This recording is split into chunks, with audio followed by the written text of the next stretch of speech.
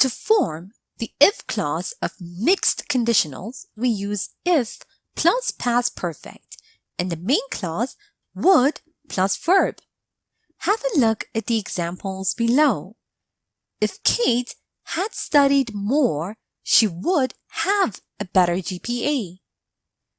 If he had started painting the picture in June, it would be finished now. Welcome to this tutorial. Today we're going to talk about mixed conditionals. Let's get started.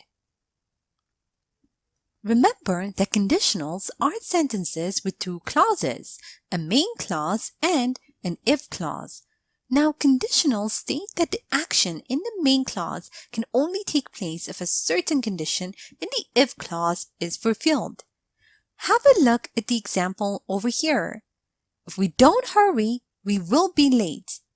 Now, this is a conditional sentence, and it's used to state that the action in the main clause, being late, will take place if we don't hurry. Now, there are 5 main types of conditionals in English, and amongst them are mixed conditionals. Now, mixed conditionals refer to conditional sentences that combine two different types of conditional patterns. The mixed conditional is used to refer to a time in the past and a situation that is ongoing in the present. Have a look at the example below.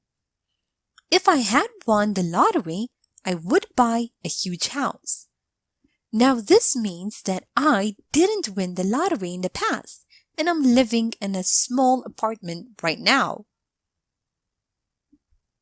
Now, the most common mixed conditional is when we have a third conditional in the if clause, if plus past perfect, followed by a second conditional, would plus the base form of the verb in the main clause.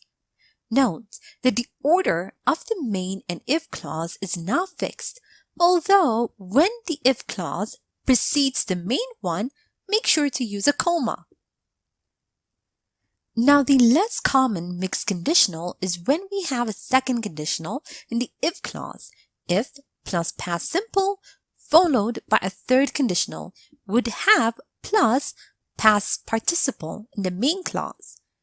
Now, this conditional refers to an unreal present situation, and it's possible but unreal past result.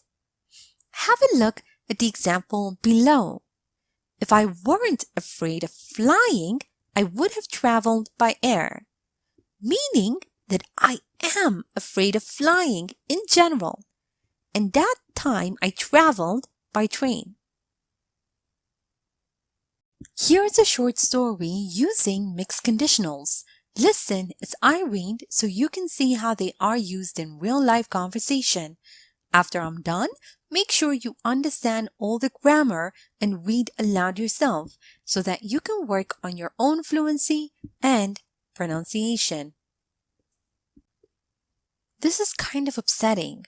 I know that if I had studied more, I would pass the exam successfully and chose another major. If you feel like you have enough motivation, you can still try. It's never too late to start, right? Yeah, but if I had submitted the documents this summer, I would be able to start studying this month. I guess I have to wait now and study more.